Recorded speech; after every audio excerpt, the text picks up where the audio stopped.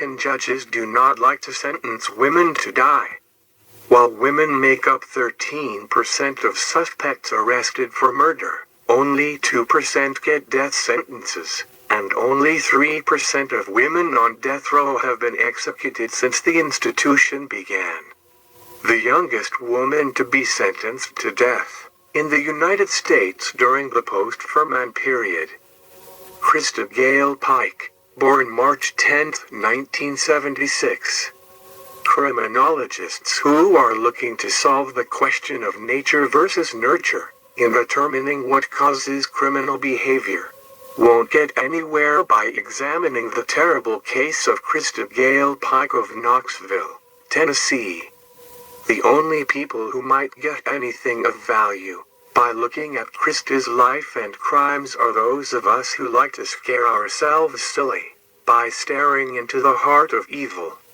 According to her mother, by the time Pike was 8 years old, she was incorrigible. Pike had been born prematurely, which is effective as an indicator of absolutely nothing, but her aunt said that the girl had not bonded with her mother because she had been raised by her maternal grandmother until the grandmother died in 1988. Again, that tells us nothing. Thousands of people are raised by people other than their mothers and don't turn into murderers. Of course, Pike's grandmother was an abusive alcoholic. So are the caregivers of many empathetic and healthy people. After her grandmother died while Pike was in her teens, the girl was shuffled between her parents, who were not married to each other. Pike's mother is a nurse. She said a belated effort to bond with her daughter. The two of them smoked pot together in order to establish a friendship.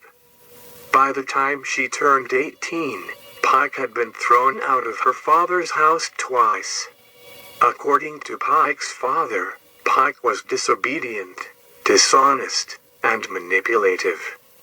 Pike was told to leave the house because she was suspected of sexually abusing her 2-year-old sister. Before she became a murderer, there were plenty of public indications that Pike had serious problems. Pike had been growing marijuana in pots in her home by the age of 9, and had been allowed a live-in boyfriend at 14. One of her mother's boyfriends used to beat her with a belt. When her mother's boyfriend whipped her with a belt, she wielded a butcher knife against him before calling the police. Pike's aunt refused to allow her own children to associate with her niece, because the girl lived in a filthy home with no ground rules. In fact, none of Pike's family members said much about what kind of help they tried to find for the obviously troubled young woman. Pike's brain damage made killing inevitable. Her brain damage, a history of abuse and mental illness. Pike had all three factors. Her frontal lobe was distinctly abnormal. She had brain damage that likely resulted from prenatal alcohol exposure, and a long history of physical and sexual abuse. In January 1995, Pike, by this time a high school dropout, was taking classes at the Job Corps Center in Knoxville.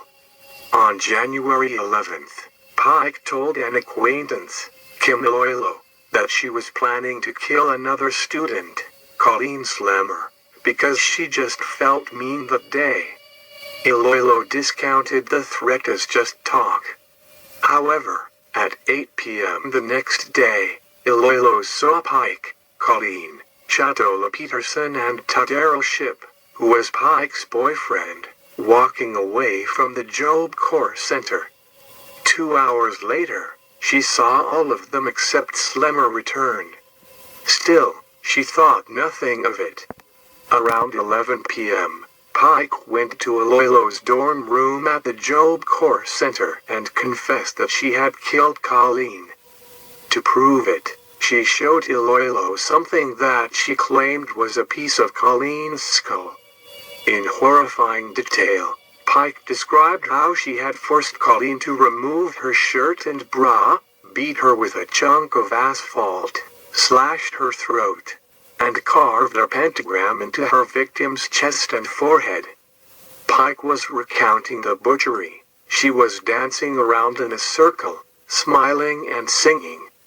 The next day, Pike told another student a similar story, pointing to brown spots on her shoes and saying, "That ain't mud on my shoes, that's blood."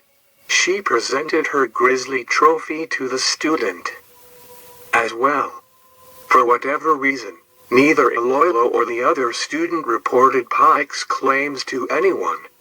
However, at 8 a.m. on January 13th, Knoxville Police and the University of Tennessee Police Department were summoned to the greenhouses on the agricultural campus, where an employee had found what he first assumed was the remains of an animal.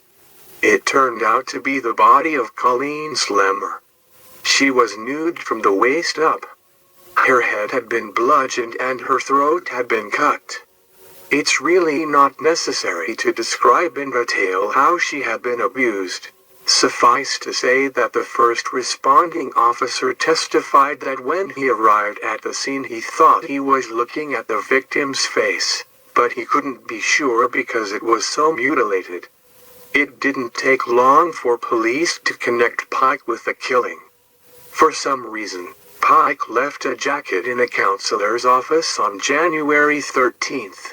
And when he returned from a long weekend and learned she was suspected of being involved in the murder, he turned it over to police. In the pocket was the piece of bone from Colleen's head.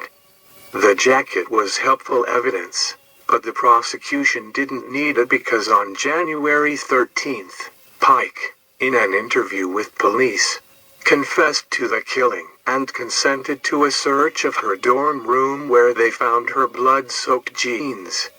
She then led the authorities to the trash bin where she dumped Colleen's ID and gloves. Next she took the police to the crime scene, retracing her steps and describing in chilling detail the events. Her confession, when transcribed, is 46 pages long.